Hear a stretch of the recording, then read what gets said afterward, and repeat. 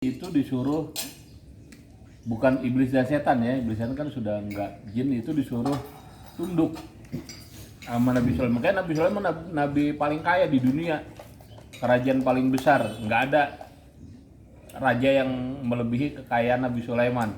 Itu sudah doanya Nabi Sulaiman. Jadi Allah tidak akan memberikan lagi, ya Allah berikan aku kerajaan dan kekayaan yang belum pernah ada di muka bumi ini, gitu doanya. Jadi ketika ada berarti kan nggak dikabul doanya. Jadi jin itu ada yang disuruh setiap hari itu masuk ke dalam bumi ngambil emas, perak, mutiara, intan, berlian. Itu makanya perbendaharaan Nabi Sulaiman itu namanya emas, orang jin tiap hari. Bukan 1-2 tuh jin, ya ratusan mungkin. Ada yang tugasnya masuk ke bumi nyariin emas gitu. Yang terpendam di bumi, perak apa semuanya, berlian, itu dia paling kaya. Makanya ada di Al-Quran itu selain ayat kursi biasanya, tapi sebetulnya tidak seperti itu ya. Apapun yang kita baca juga bisa berpengaruh, tergantung kitanya gitu. Biasanya orang baca ayat kursi atau ada ayat di Al-Quran yang 2 ayat gini Pak. Innahu bismillahirrahmanirrahim wa innahu min Sulaiman wa innahu bismillahirrahmanirrahim ala ta'lu alaya wa'tuni muslimin. Jadi kalau kemudian selain baca ayat kursi, baca itu. Karena dia biasanya disebut nama Allah takut, disebut nama Nabi Sulaiman juga karena rajanya dia. Pemimpinnya dia Nabi Sulaiman gitu, dia takut. Jadi baca itu tuh, selain ayat kursi baca innahu min Sulaiman wa innahu bismillahirrahmanirrahim ala ta'lu alaya wa'tuni muslimin. Itu kalau dulu saya pernah sama seorang kiai disuruh ngamalin gini, ya namanya orang ngamalin macam-macam ya. Jadi dibagi tiga waktu, Pak Haji. Dibagi 3 waktu itu, kan 3 tuh. Innahu min Sulaiman wa innahu bismillahirrahmanirrahim ala ta'lu alaya wa'tuni muslimin. Jadi kalau sehari semalam 24 jam berarti per 8 jam. Dibagi 3 per 8 jam. 8 kali 3 kan 24. Kali 3. Jadi 8 jam pertama kita baca itu zikirnya itu innahu min Sulaiman, innahu min Sulaiman, innahu min Sulaiman. Ntar 8 jam kedua wa innahu bismillahirrahmanirrahim wa innahu bismillahirrahmanirrahim gitu. Ntar 8 jam yang ketiga ala ta'lu alaya wa'tuni muslimin. Tinggal kita bagi aja, misalnya kita dari jam 6 pagi mulainya 7, 8, 9, 10, 11, 12, 1, jam 2 sampai jam 2 tuh, dari jam 6 pagi nih tadi itu baca begitu zikirnya innahu min Sulaiman, innahu min Sulaiman, innahu min Sulaiman. Pokoknya kapan aja, di mana aja itu innahu min Sulaiman gitu. Terus kalau ntar dari jam 2 sampai jam berapa itu ya per 8 jam baca lagi innahu bismillahirrahmanirrahim wa innahu bismillahirrahmanirrahim gitu. Ntar 8 jam yang ketiga ala ta'lu alaya wa'tuni muslimin, itu untuk katanya, untuk lebih ketika kita nemuin kita bacain itu dia takut kayak gitu. Tapi sebetulnya kalau menurut saya mah tergantung kita nyambungnya ke sono. Kalau kita nyambungnya ke sono nggak usah pakai baca apa-apa, bismillahirrahmanirrahim aja juga udah takut. Iya, bismillahirrahmanirrahim, ya Allah minta doanya gitu. Karena bismillah itu kan ilmu yang paling tinggi. Makanya kalau kita lihat Al-Quran, jantungnya Al-Quran itu kan Yasin ya. Qalbul Quran surah Yasin, kan ada hadis Rasulullah gitu. Makanya banyak orang baca Yasin pada malam Jumat misalnya. Terus Ummul Quran surah Al-Fatihah, ibunya, biangnya. Kalau jantungnya surah Yasin, biangnya surah Fatihah. Jadi Al-Quran itu mungkin kalau boleh kita gambarkan gitu, Al-Quran itu adalah Yasin. Yasin itu adalah Al-Fatihah gitu. Jadi kandungan Fatihah itu sama aja kan Al-Quran, makanya baca Fatihah itu wajib dalam sholat, yang lain enggak, ya kan? Coba kalau kita kan kadang-kadang belum kita gali, ada apa tuh? Fatihah wajib, yang lain enggak gitu. Itu kandungan di situ. Nah, Fatihah itu kalau diringkas ya bismillah. Jadi bismillah itu kan paling tinggi gitu. Bismillah itu kan ada dalam Fatihah. Dia ada di awal, kan surah pertama bismillah. Ilmu apa aja, bukan cuma kita orang Islam yang berdoa, dukun Pak. Coba perhatiin dah, kalau mau percaya datang ke tempat dukun. Nggak boleh. Iya misalnya gitu, coba tanya aja. Dia itu mau baca mantra, mau baca bismillah dulu. Coba ya, kalau nggak ada bismillah kagak manjur. Iya. Baca bismillah dulu baru dibaca mantranya teh. Baca mantranya itu. Jadi bismillah itu ilmu yang paling tinggi. Makanya kalau kita udah nyambung mah nggak usah pakai baju kelamaan lah gitu. Ya. Bismillah aja. Mohon Allah apa? Mohon kita bismillahirrahmanirrahim. Ya Allah, saya minta ini begini udah jadi. Cuma yang penting nyambungnya itu. Kalau kayak TV mah biar kata TV-nya bagus, in-nya gede. Kalau kagak ada setrumnya, ya Channelnya nggak sama, nggak nyambung. Ada jin Islam itu. Pasti.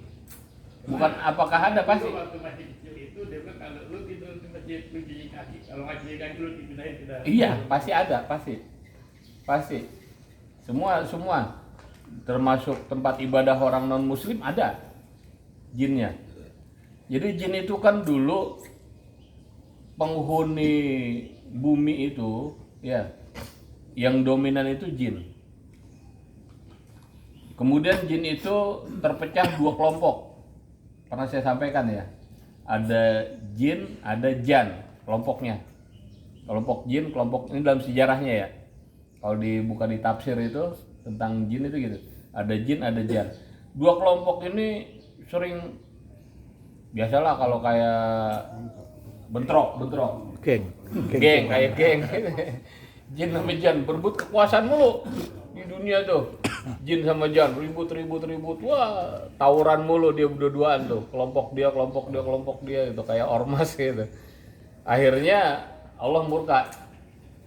Gitu, Allah murka, diturunkan pasukan dari langit, malaikat ya. Diserang. Itu jin sama jan itu tadi, dua kelompok tadi diserang. Sampai akhirnya kocar-kacir semuanya. Nah, ketika kocar-kacir itu ada yang lari ke gunung, tadi saya sampaikan ya, pernah saya sampaikan ada yang lari ke laut, ke danau, ya sumber-sumber mata air, itu pasti ada jinnya. Pasti ada. Ya. Ada yang lari ke hutan ya. Makanya tempat-tempat yang tidak biasa ditempati orang itu Angker. Banyak. Angker. Bukan ada, banyak angker gitu. Ada berasa angker karena masih banyak. Dan dia itu hidupnya berkelompok, Pak. Kelompok. Keluarga besar. Kalau kayak orang Padang rumah gadang. Gitu ya. Kayak di India tuh masih kayak gitu ya. Kalau lihat di film kan itu sinetron. Jadi orang tuanya, anaknya, mantunya, cucunya dalam rumah besar itu, rumah gadang. Itu mereka gitu. Hidupnya berkelompok. Jadi sekelompok keluarga besar bisa ada 100 penghuninya, jumlahnya bisa 200 karena dia kan umurnya panjang sampai ribuan tahun. Bukan nggak mati juga. Jin mati. Kalau iblis setan nggak. Cuman panjang umurnya. Cuma panjang umurnya. Jin sama seperti kita. Manusia bisa membunuh jin, jin bisa membunuh manusia. Bisa. Tapi kan dosanya gede kalau dia tahu.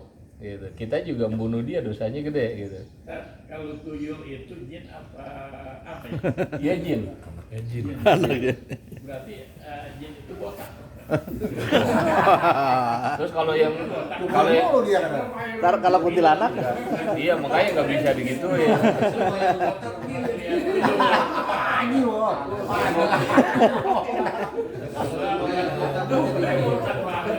Ntar kalau muncul genderuwo ente bilang jadi tuh gondrong. ntar kuntilanak jin perempuan. Jadi nggak bisa dianukan begitu bisa. Dia kan tadi saya bilang bisa berwujud apa aja. Kalau wujud aslinya bukan seperti itu. Ada seperti siluman-siluman itu juga kan dari bangsa jin. Ada siluman ular, siluman apa aja gitu. Nah, cuma biasanya ada hadis Nabi yang menyampaikan cirinya biasanya itu ada garis lurus di atas itu, di atas tubuhnya. Kayak kucing misalnya, ada garis warna lurus di atasnya itu. Ada ular ada garis lurus, begitu biasanya gitu. Karena dulu ada sahabat pernah kayak gitu, digigit sama ular gitu, ular di kasur gitu, di kasur lagi tidur. Terus kemudian dipanggil Rasulullah ngeliat, diusir sama Rasulullah, nggak dibunuh. Udah, kamu jangan ganggu. Kalau nggak tahu itu jin gimana? Iya nggak apa-apa, cuma kan membunuh itu kan juga terhadap siapapun tidak dibenarkan. Sebelumnya kalau ada hewan masuk Hah? kayak ular masuk rumah, sebelumnya kan dibunuh. Iya, Sebelumnya ya. iya tetap bacalah Bismillah atau jangan sampai kesalahan gitu. Kalau dibacain bismillah dia nggak keluar juga berarti ular beneran. Ular gitu. beneran. Cuma biasanya itu kalau ciri yang kelihatan sama mata kasap itu ya ada garis. Warna apa? Biasanya putih.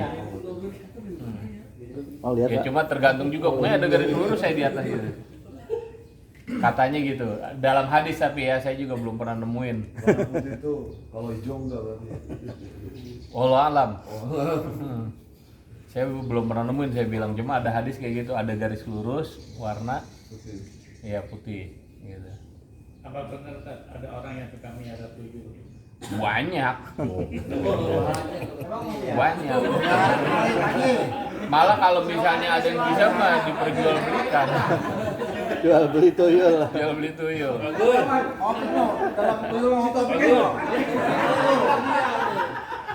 Tapi itu fenomena yang di Jawa Timur gimana ya Ustaz? Hah? Yang pengobatan ibu-ibu itu. Iya jelas salah dong. Itu kan udah bantuan jiwa. Tapi sembuh, ya sembuh. Kita ke tuyul bisa kaya, ya kaya. Tapi kan nanti dampaknya. Iya, itu jelas. Oh, dia bersekutu dengan jin berarti. Kata dia enggak. Oh, kelihatan Pak. Kelihatan Pak. Dari kesurupan juga ngomong ini rajanya didemit begitu. Miara tuyul ya? Pernah kejadian yang kesurupan ngomong rajanya didemit. Kalau bayar dulu buat kebaikan gimana? Sama aja begini Pak, Bapak Jadi masa sedekah. kemudian SD SB buat kebaikan kira-kira gimana? Main judi buat kebaikan. Main judi buat kebaikan. Bayar banjir nih, tolong anterin makan ke sana. Makan kita. Ya kagak ada biasanya sih. Nggak ada, itu kan ayalan kita aja. Iya, Rupanya bahaya itu bisa. tetap aja enggak. Kayak gitu kan Pak, mesti ada perjanjian, nggak bisa enggak. Cuma kan rahasia dia. Pasti ada, saya punya teman kayak gitu Pak. Orang Bapak bisa dilihat, dia cerita sama saya, dia ngomong, Pak Kiai ngapa orang kalau datang ke saya tuh sama jet lanjang bisa kelihatan semuanya sama saya. Iya, ada di Bekasi sini yang saya cerita itu. Dia punya ya banyak kodam jin itu. Sampai pernah ada, saya lagi main, ada teman nih kan biasanya kita berdua bertiga gitu. Pakai celana lepis panjang gitu. Itu kuat ketahuan sama dia, di sini ada bekas jahitan. Udah berapa tahun lalu. Itu dibacain sama dia, Pak, itu bekas jahitan tuh katanya di sini tuh. Dulu kejadiannya begini dia tahu. Itu benar. Jadi ya karena memang dia bisa ngelihat kejadian itu di mana-mana ngelihat. Yang lebih lagi ada polisi, dia kombes temen gitu ya, istrinya itu keturunan keraton gitu ya, di Jawa. Jadi sering ada kekuatan lain gitu, dia merasakan gitu, tapi dia nggak bisa mengendalikan. Klinik. Ya, dalam dirinya dia punya sesuatu tapi nggak bisa mengendalikan gitu. Akhirnya datang ke saya minta tolong, ya saya anterin ke situ karena saya tahu dia tahu caranya, saya anterin. Suaminya nggak percaya sama gitu-gituan, sama polisi nggak percaya Pak. Dia percaya sama pistol, dia percayanya. Nggak percaya sama gitu-gituan. Kiai ngomong sama saya, oke ngapa? Lakinya kagak percaya sama saya, katanya gitu. Ya namat, yang penting dia minta dianterin, saya manterin. Yang dia nanya ini kan kemari gitu kan, orang yang sesuai saya anterin. Akhirnya mau dia dibacain, Pak. Bapak kampungnya mana? Jawanya mana? Di Ano gitu. Di daerah ini. Udah. Ternyata itu begitu dia mau di daerah ini, jinnya mungkin terbang ke sono. Dia kan cepat, wos gitu ya. Lebih cepat dari angin jin itu. Karena dia api kan kalau berat bendanya lebih ringan dari angin, api itu. Terbang. Cepat wos ke sono. Udah terus nggak lama langsung dibacain, Pak. Rumah Bapak di sono, ngadepnya kemari, warnanya ini, modelnya begini. Dia kan masih nggak percaya. Itu mah tebakan aja, gitu ya. Terus sama dia ditambahin lagi. Di depan rumah Bapak tuh tadinya ada tanah kosong, sekarang udah dibangun, kata dia gitu. Udah bangun, udah selesai, itu mau buka Alfa, kata dia. Tapi belum dibuka, cuma udah jadi, kata dia gitu. Itu dia telepon langsung ke keluarganya sono. Saya udah 2 tahun katanya nggak pulang, kata dia gitu kan. Jadi nggak ada tahu ada bangunan itu kan. Udah 2 tahun katanya nggak pulang, ditelepon adiknya di kampung itu kan, ada adiknya sono di rumahnya. Telepon terang-terangan, Pak, keras di loudspeaker, maksudnya biar buktiin ini bener apa enggak. Dia nggak suka sama Kiai itu. Lu omong kosong lu gitu, ngebuktiin bahwa kebohongan dia gitu. Dia telepon, ternyata apa? Semuanya benar. Iya tuh katanya, kok kakak tahu? Enggak, ada informasi aja katanya. Iya tuh depan udah dibangun yang tanah kosong yang itu, katanya udah ada pelangnya Alfa, mau tulis Alfa katanya mau buka, tapi belum buka katanya, cuma udah jadi. Udah malunya kayak apa, Pak? Oh, Pak Yainya udah ditelepon sama Jin ya? Iya kan dia udah kesono, udah ngeliat. Pak Yainya udah ditelepon sama Jin. Jadi sampai itu. Apa bedanya babi ngepet sama tuyul? Tentang itu terus. Kayaknya arahnya Penasaran pertanyaan itu kan bergantung hati ya. Kayaknya ke situ dulu, janganlah. Ntar ada blorong juga ntar. Kalau udah 7 kali, Pak. Minggu depan, kalau udah 7 kali. Babi ngepet sama tuyul. Ada babi yang ngepet ya? Ntar ada blorong juga ntar. Makanya kalau BAB sebelum kita bersuci koset-koset dulu. Kan lagi ngepet. Emang babi kalau BAB cebok, kalau cebok gitu. Ya makanya ngepet makanya. Jadi kalau kan biasanya kalau BAB koset-koset di tembok katanya. Makanya kalau habis BAB jangan cebok dulu, koset-koset dulu di tembok.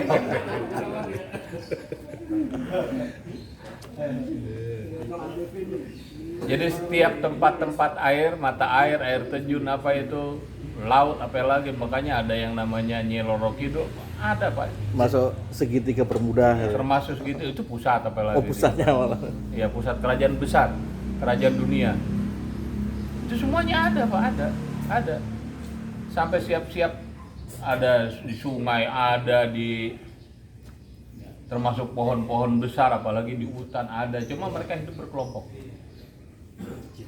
Saya pernah di Patuha, di Kairingin itu, ada kejadian itu. Jadi emang ceritanya dulu ada satu rumah yang ada jinnya Pak. Kagak mau pergi itu. Jadi dulunya ada satu pohon apa itu, kecil gitu, seruat kalau orang Serut. Hah? Serut apa? Serutan yang daunnya kecil, agak kasar, bisa buat nganin kuku gitu. Iya. Apa namanya? Iya, kalau di sini serutan namanya itu.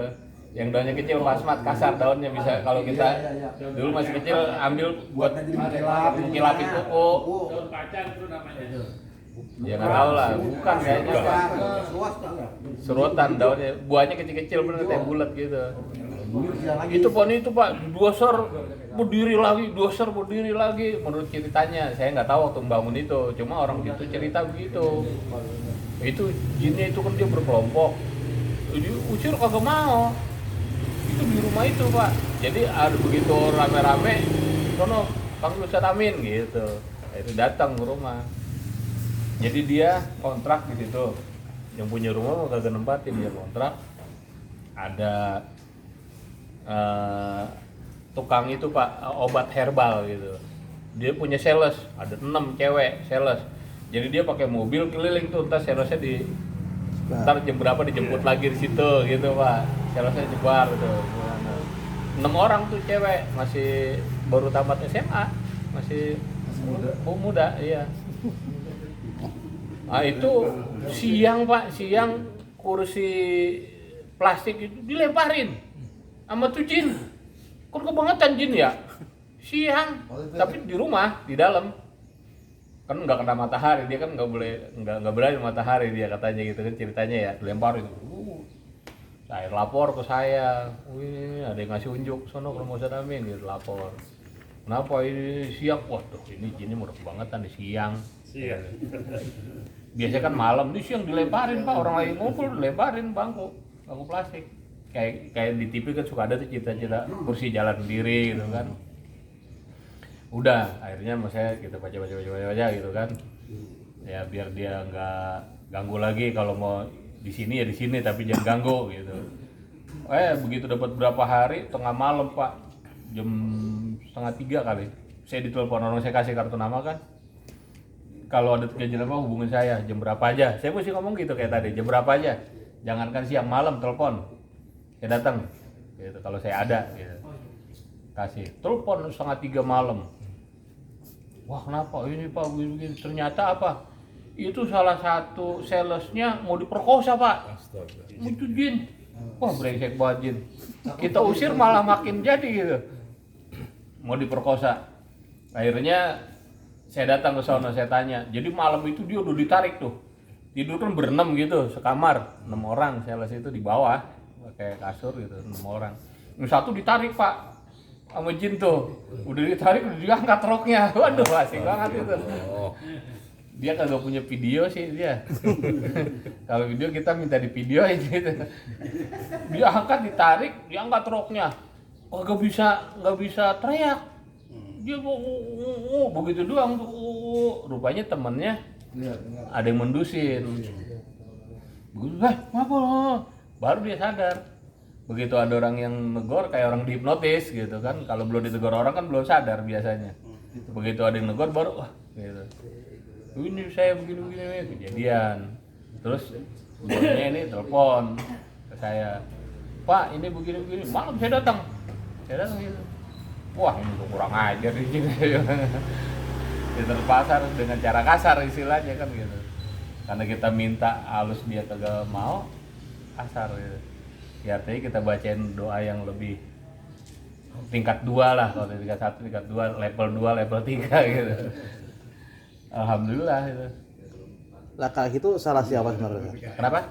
Ini kan suatu daerah, ini ada pohon gede, itu tempat tinggalnya jin. Iya. Nah, kemudian kan kita gusur, kita bangun rumah. Nah, jinnya kan nggak mau tuh, nggak ada untung apa namanya? Iya. Ganti untung. Iya. Gimana? Ya kan kita ngomong kalau mau hidup bersama. Terus saya ngomong sama dia, lu kan di sini kagak beli. Ini dia beli, ngontrak. Lu ngontrak kagak? Saya gituin. Dia kan kagak ngontrak, gua pindah nyari. Kan gua udah dari dulu di sini. Dari dulu kalau kagak ngontrak kan negara ada aturannya. Ada peraturannya begitu Pak. Jadi saya sampaikan dalam Islam itu boleh, tapi tidak boleh menyakiti, kan orang ini nggak nyakitin dia. Gitu. Ada juga kejadian kemarin saudaranya mus nih. Saya dibawa ke situ pintu air saudaranya dia. Ibu-ibu. Saya ngobatin anaknya. Anaknya nakal banget, Pak. Lulus pesantren tapi kagak semenggah kelakuannya gitu, kayak orang stres. Gitu. Jadi awalnya itu saya datang ke saudara mus nih. Saya datang mau ngobatin anaknya gitu, mau ngelihat ada apa gitu. Udah selesai gitu, bapaknya ngomong, Ustadz kenapa? Tolong lihat istri saya katanya sakit. Udah 3 hari kagak makan, katanya nggak makan 3 hari deh. 3 hari nggak pulang, kasihan. Iya katanya kagak bisa bangun, katanya udah lemes gitu. Akhirnya saya lihat ke kamarnya, diajak sama dia kan, suruh melihat kalau istri suruh bangun kan nggak kuat bangun dia. Udah saya saya lihat. Padahal dari sini mah nggak ngobatin istrinya, enggak, anaknya gitu. Begitu saya masuk ke kamar Pak, baru di depan pintu saya ada yang ngejorogin kayak ada yang ditabrak, begitu berasa angin gitu, gitu. kayak orang dijorokin atau ditabrak gitu, truk depan pintu, astagfirullahaladzim. Lah, ini mah bukan ini mah bukan sakit biasa, saya bilang. Saya berasa ada yang nabrak gitu, udah saya lihat matanya, lihat ini, wah ini udah rada lain. 3 hari Pak nggak makan Pak, udah nggak bisa bangun. Alhamdulillah, bikin air, minta sama Allah, kasih minum gitu. Besoknya ramas mandi, udah bangun, udah sehatin. Mau cerita, Ustadz ngapa? Udah mandi, udah keramas, udah wah bagus dah, udah mau makan gitu. Alhamdulillah gitu. Tapi dia masih berasa ini Pak di rumah itu. Gangguin terus. Ya, saya bilang ya udah tidur di luar aja dulu, jangan di kamar. Jadi memang ceritanya ini kamar baru, tadinya tanah kosong, belakang tuh tanah kosong, banyak kuntilanaknya. Bukan cuma dia yang cerita, tetangganya semua pernah tahu, pernah nemuin banyak kuntilanaknya kamar itu, tanah kosong itu. Gitu, ada pohon mangga, pohon kecil lah istilahnya, tapi tempat dia di situ karena lokasi itu ketutup Pak, rumah nih ketutup dia gitu, ada jalan kecil doang gitu, tanah itu ketutup. Dia dibangun kamar, dia nggak berani ngasih ventilasi Pak, hati-hati, rumah nggak ada ventilasi, pengap, jin betah. Iya, jadi harus ventilasi, angin masuk harus ventilasi gitu. Jangan gelap ya. Jangan gelap, jangan nggak ada ventilasi. Ini nggak ada ventilasi Pak. Sini kamar, sini samping. Kenapa? Nggak berani saya katanya, orang banyak kuntilanaknya belakang katanya gitu. Nggak apa-apa kasih ventilasi, tapi ditutup gitu.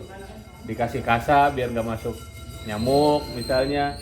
Kacanya dikasih gorden gitu kan, kalau siang kan bisa dibuka cahaya masuk, dia nggak berani.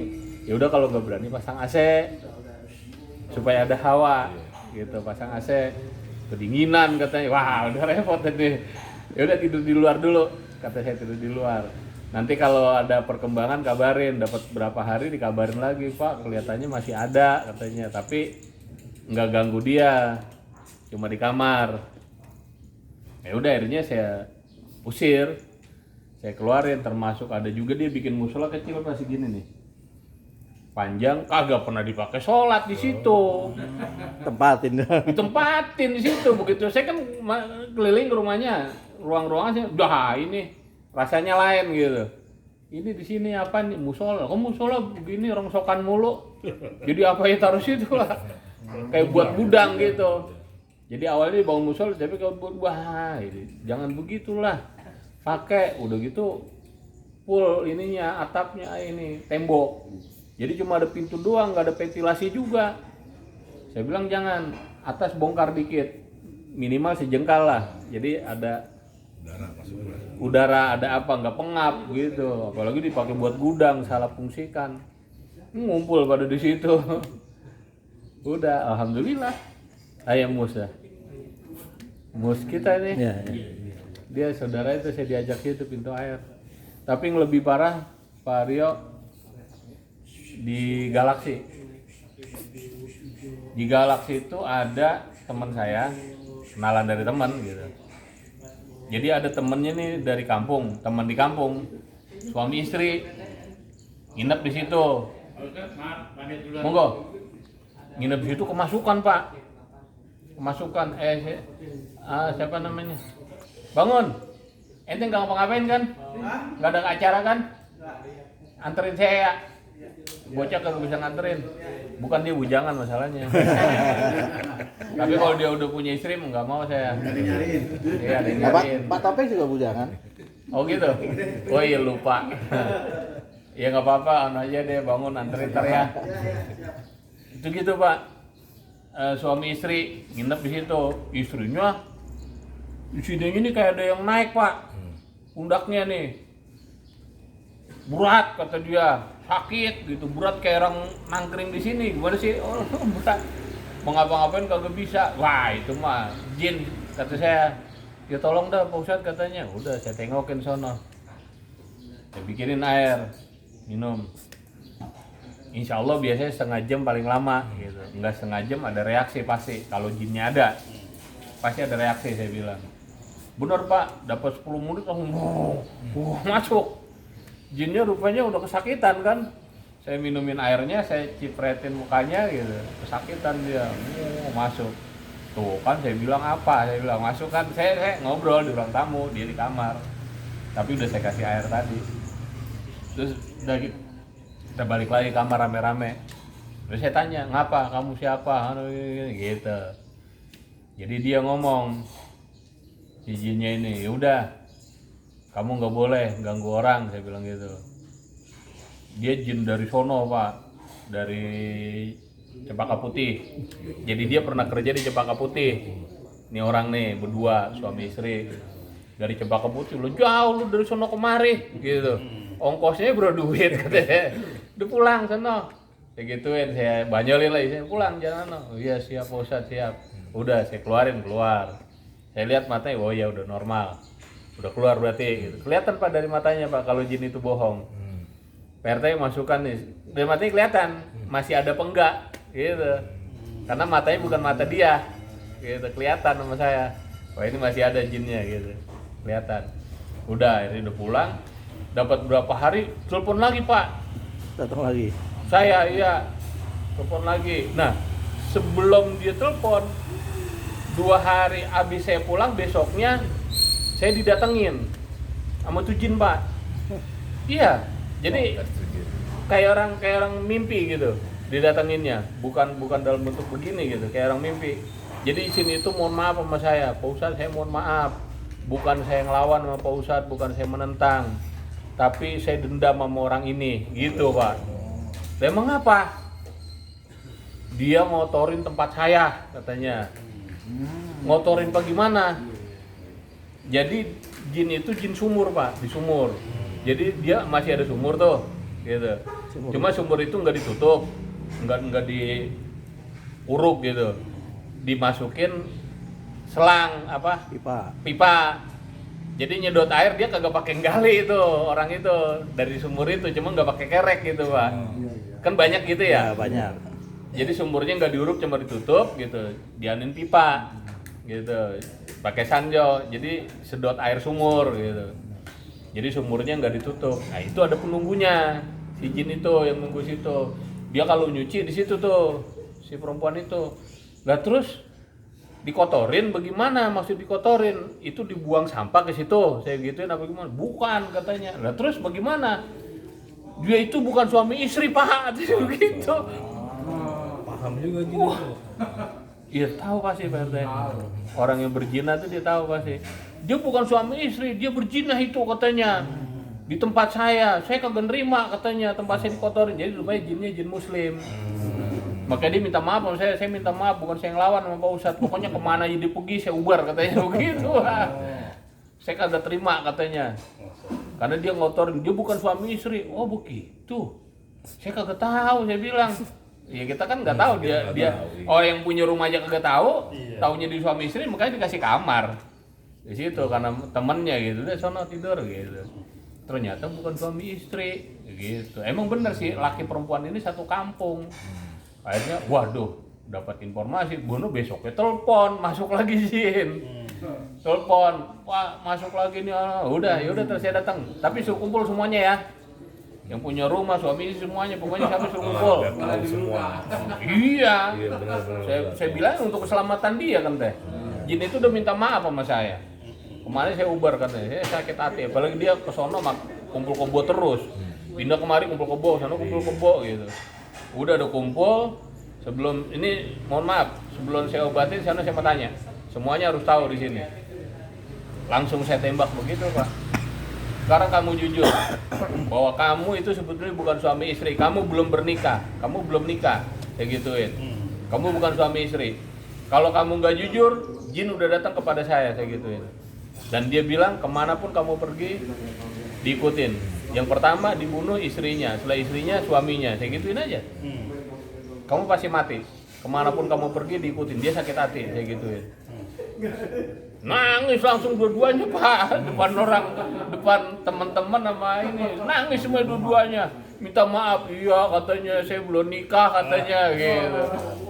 Jadi dia satu kampung Pak, di kampungnya itu satu kampung, kemari ketemu gitu loh. Dia kenal, saling kenal gitu, ketemu udah dia ngaku suami istri gitu. Ngaku suami istri, nikah siri istilahnya. Saya bilang, ya udah kalau enggak kamu nikah, saya nikahin. Kamu nikah, saya bilang gitu. Jadi ntar jin itu udah nggak ngikutin lagi karena kamu sudah halal. Kalau kamu masih begini, jin dendam, dia ngikutin kemana aja kamu pergi, saya bilang gitu. Dia udah minta izin sama saya, minta maaf, kayak gituin. Akhirnya dia nggak mau nikah, yang lakinya. Wah, malu saya Pak, kenapa? Karena di kampung si perempuan ini janda udah punya anak. Udah punya anak 3 atau 4 gitu. Saya masih bujangan, ntar kalau ketahuan di kampung saya malu. Nikah sama janda punya anak gitu. Ini salah lu maunya gratis aja gitu. Gitu. Akhirnya ya mereka nggak nikah, janji pisah. Udah meninggal satu sama lain, artinya nggak begitu lagi gitu. Ya udah kalau enggak ya udah pisah, jangan ngumpul lagi. Semuanya tahu Pak. Saya juga ngomong begitu karena saya udah dapat informasi berani. Kalau nggak dapat informasi nggak berani saya. Dapat informasi saya bilang kamu bukan suami istri, kamu kumpul kebo. Terserah kamu mau ngaku apa enggak. Tapi kalau kamu nggak ngaku resikonya yang perempuan mati duluan, kemudian yang laki. Karena dia udah minta maaf, saya dendam kayak gitu. Kejadian itu Pak. Jadi saya berani ngomong gitu karena kejadian begitu. So, wah, akhirnya udah pisah, udah. Saya kasih minum, mana udah jinnya udah nggak ngikutin lagi, nggak balik lagi. Banyak Pak, saya puluhan saya bilang. Anu gitu pula, jadi pengalamannya beda-beda ya, ada yang begini, beda-beda. Kita nungguin si Ana dulu. Nungguin Ana dulu. Ini boleh nih? Hah? Boleh di-share ini? Oh, silakan Pak, nggak apa-apa.